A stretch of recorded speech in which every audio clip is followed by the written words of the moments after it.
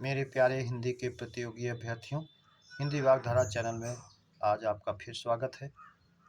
उम्मीद करता हूँ इन श्रृंखला के प्रश्नों का अध्ययन आप कर रहे होंगे और सारे प्रश्न आपकी परीक्षाओं के लिए उपयोगी भी होंगे, जिसकी अनुभूति आपको स्वयं से हो रही होगी। आइए आज हम लोग इस श्रृंखला के पहले प्रश्न की शुरुआत करते हैं। आज का पहला प्रश्न है हमारा, जिस रूप में वर्ण लिखे जाते हैं उसे कहते हैं। ए लिपि, बी वर्ण, सी अक्षर, डी सभी। तो जिस रूप में वर्ण लिखे जाते हैं, वर्णों को आकार देने की व्यवस्था ही लिपि कहलाती है।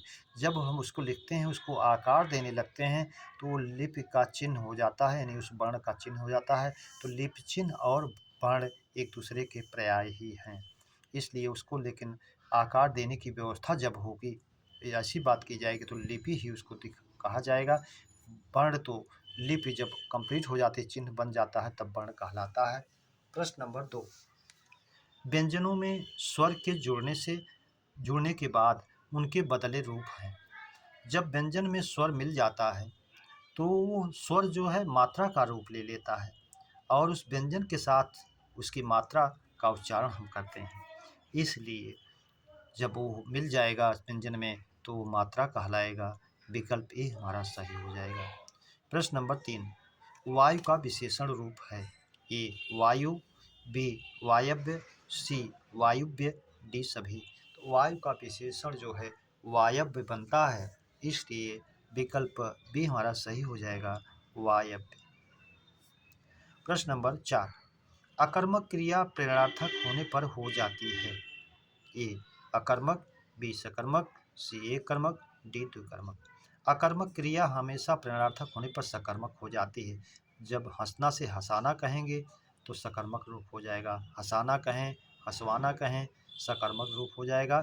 इसलिए प्रेरणार्थक होने पर विकल्प भी सही हो जाएगा, सकर्मक।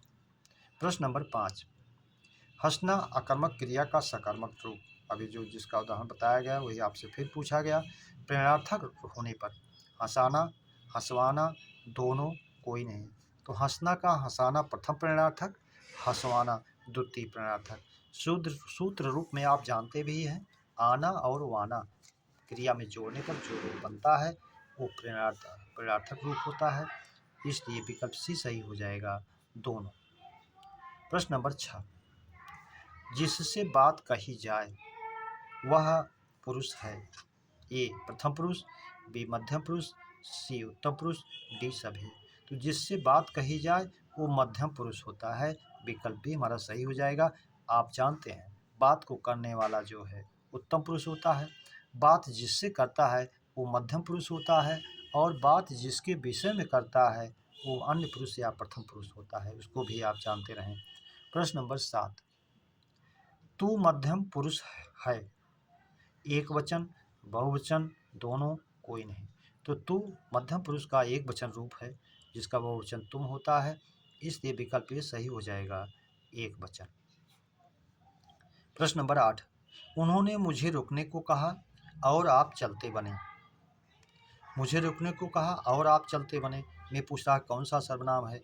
ए पुरुषवाचक, बी निजवाचक, सी निश्चयवाचक, डी प्रश्नवाचक। तो आप जानते हैं जब सर्वनाम अपने लिए आप, स्वयं, खुद, स्वतः का प्रयोग होता है जिस वाक्य में, वो जो है निजवाचक में चला जाता है, इसलिए विकल्प भी सही हो जाएगा, बी। मैं अपना काम स्वयं करता हूँ, वह अपने आप ही आता था, वह अपना कार्य स्वतः कर लेगा, ऐसे वाक्य हमेशा निजवाचक सर्वनाम में जाते हैं। प्रश्न नंबर 9, तुमने मेरा घर देखा था में काल है। ए सामान्य भूत, बी पूर्ण भूत, डी संदिग्ध भूत, डी अपूर्ण भूत। तो जब आप जानते हैं दो भूत, सामान्य भूत और एक भूत और इकट्ठा हो तो महाभूत पूर्ण भूत बनता है। तुमने मेरा घर देखा, एक भूत, था जुड़ गया, था थे जुड़ गया, दूसरा भूत, दो भूत, महाभूत, महाभूत पूर्ण भूत, विकल्प भी हमारा सही हो जाएगा, पूर्ण भूत। प्रश्न नंबर 10, वह खाना खा लिया होगा में काल है।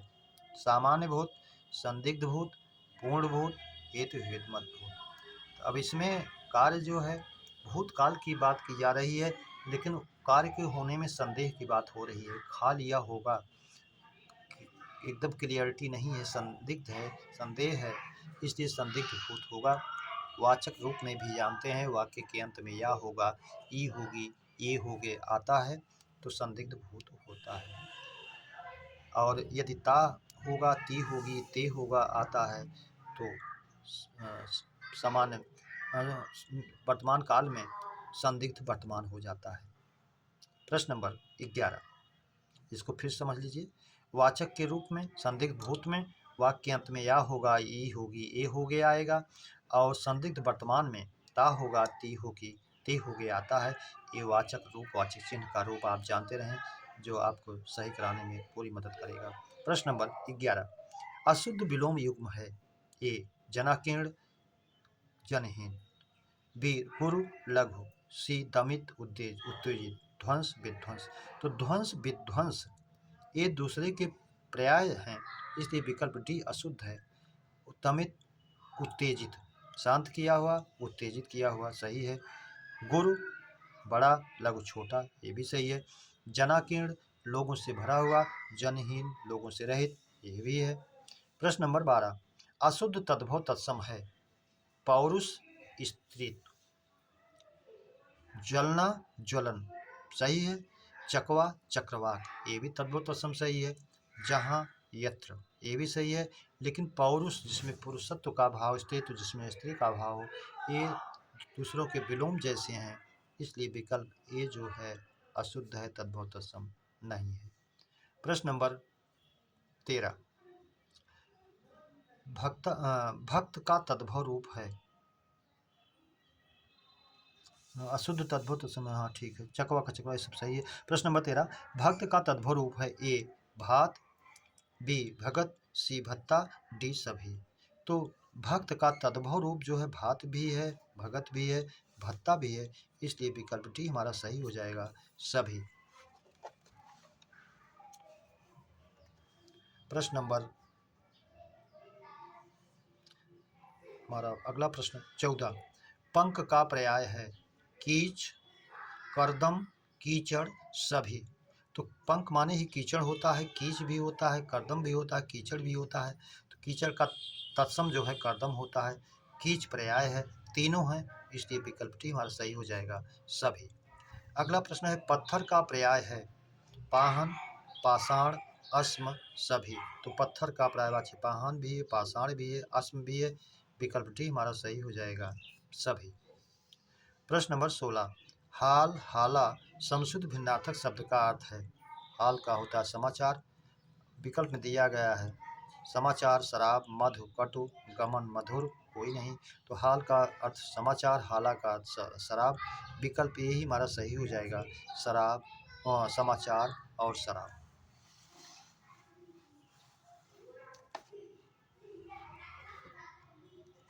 अगला प्रश्न है हमारा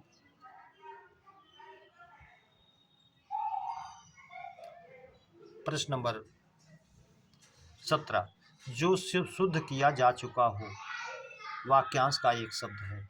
ए परिमार्जित, बी शुद्धित, सी शुद्धता, डी सभी। तो जो शुद्ध किया जा चुका हो उसको परिष्कृत, परिमार्जित, संस्कारित कहते हैं, इसलिए विकल्प ए ही हमारा सही है, परिमार्जित।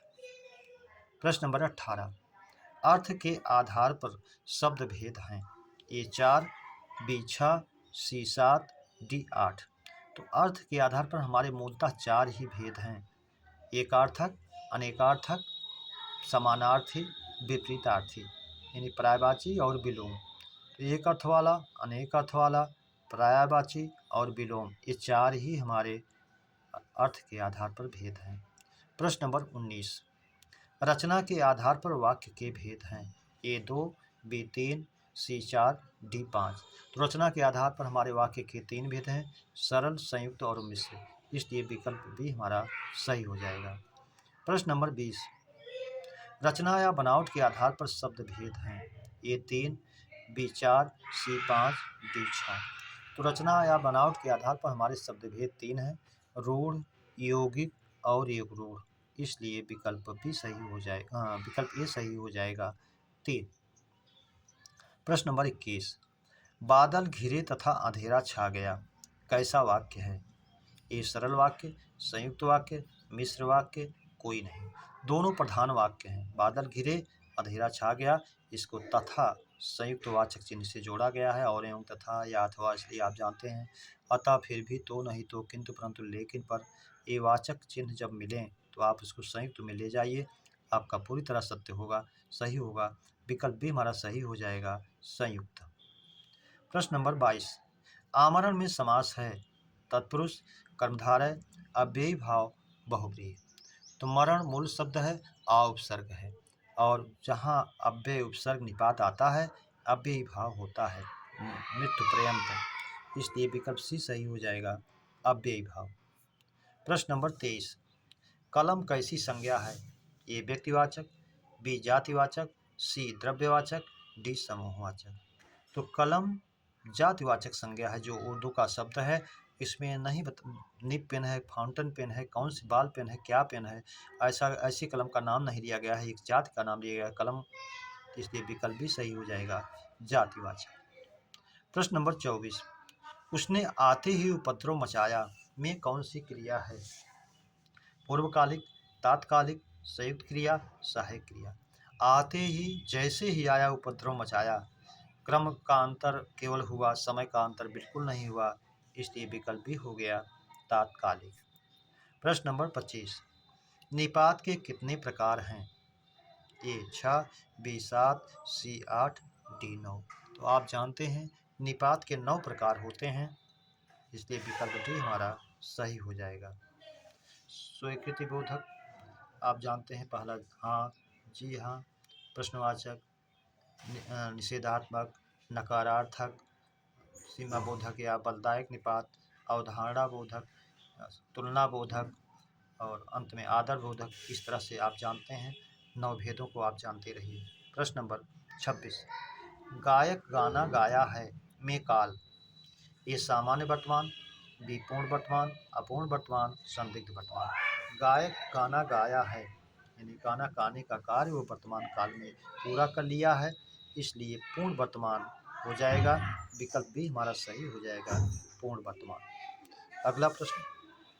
सुनत पथिक मुँह माह निश, लुए चलत वही राम, बिन देखे बिन ही कहे, जियति बेचारी वाम। उपयुक्त दोहे में रस है। संयोग श्रृंगार, वियोग श्रृंगार, कर्म श्रृंगार, डी रौद्र श्रृंगार रस। तो इस दोहे में वियोग श्रृंगार का बहुत शुद्धतम उदाहरण दिया गया है। एक पथिक, एक यात्री, दोनों मित्र हैं, परदेश से घर आता है, अपने घर का संदेशा लाने को कहता है, लेकिन वह पथिक उसके घर जा नहीं पाता है। वापसी में उसके गांव के बगल से होकर के जाता है, तो पहुंचकर संदेश जब पूछता है तो बताता है कि मैं तो आपके यहाँ पहुंच नहीं पाया, लेकिन माघ महीने की रात में जब आपके गांव के बगल से आ रहा था तो लू चल रहे थे, गर्म हवाएं चल रही थी। ऐसा जब वो कहता है तो उसका मित्र समझ जाता है, बिना कहे बिना बताए ही, कि वो उसकी अर्धांगिनी जीवित है, और उस उषा से जो गर्म ले रही है, उससे हवाएं जो चल रही हैं, अतिशयोक्ति अलंकार भी हो गया है, और जो है वो जीवित है। वियोग श्रृंगार का सजीव वर्णन किया गया है, इसलिए इसमें विकल्प भी हो जाएगा, वियोग श्रृंगार। प्रश्न नंबर 28। देख लो साकेत नगरी है यही, स्वर्ग से मिलने गगन में जा रही, में अलंकार है। बात को बहुत बढ़ा चढ़ा करके कहा गया है, इसलिए अलंकार में विकल्प ही हमारा सही हो जाएगा, अतिशयोक्ति अलंकार। अगला प्रश्न है, आदिकाल को वीरगाथा काल किसने कहा? ए रामचंद्र शुक्ल, बी हजारी प्रसाद द्विवेदी, सी विश्वनाथ प्रसाद, डी मिश्र बंधु। तो मिश्र बंधु ने प्रारंभिक काल कहा था। तीनों मिश्र बंधुओं ने, गणेश बिहारी, श्याम बिहारी, सुखदेव बिहारी। विश्वनाथ प्रसाद मिश्र ने प्रारंभिक काल कहा था। हजारी प्रसाद द्विवेदी जी ने इसको आदिकाल को आदिकाल संज्ञा दिया था, विकल्प भी सही हो जाएगा। आचार्य रामचंद्र शुक्ल ने आदिकाल को वीरगाथा काल कहा, ये भी आप जानते रहें। अगला प्रश्न है हमारा प्रश्न 30। साधु स्वभाव वाली स्त्री वाक्यांश का एक शब्द है। साधुनी, साध्वी, सी साध्वी, डी सभी। तो साधु स्वभाव वाली स्त्री वाक्यांश का एक शब्द होगा, साध्वी, विकल्प बी हमारा सही हो जाएगा, साध्वी। प्रश्न नंबर 31, भूसी की आग वाक्यांश का एक शब्द है। ए तुषाग्नि, बी जठराग्नि, सी बड़वाग्नि, डी दावाग्नि। तो आप जानते हैं दावाग्नि, दाव जंगल, जंगल में लगने वाली आग, बड़वाग्नि, बड़वा समुद्र, समुद्र में लगने वाली आग, जठराग्नि, जठर पेट, संस्कृति में भी पूछता है जठर और जरठ, जो जरठ माने वृद्धावस्था, जठर माने पेट, पेट में लगने वाली आग। तुषाग्नि भूसी में लगने वाली आग जिसे पूछा गया है, इसलिए विकल्प भी हमारा सही हो जाएगा, तुषाग्नि। अगला प्रश्न, वह नायिका जो अपने प्रेमी के आने की प्रतीक्षा में खुद को और अपने घर को सजा कर तैयार करती है, वाक्यांश का एक शब्द है। ये परीक्षाओं में बार बार पूछा भी जाता है, अभी होने वाली पीसीएस के एग्जाम में भी इसको वाक्यांश में पूछा था। विकल्प दिया है अभिसारिका, सी वासक सज्जा, सी प्रोसित पथिका, विरहोत्कंठिता। अभिसारिका जो वह नायिका जो अपने प्रेमी से मिलने के लिए स्वयं जाए, वासक सज्जा खुद को और अपने घर को सजाकर तैयार करती है, ऐसी नायिका अपने प्रेमी के आने की प्रतीक्षा में, इसलिए विकल्प भी हमारा सही हो जाएगा, वासक सज्जा। प्रोसित पथिका ये भी आपके वाक्यांश में बार बार पूछता है, इसको भी जानते रहिए, जिसका पति परदेश चला गया है, अगर ऐसा पूछता है तो आप उसे प्रोसित पथिका के रूप में ही माने।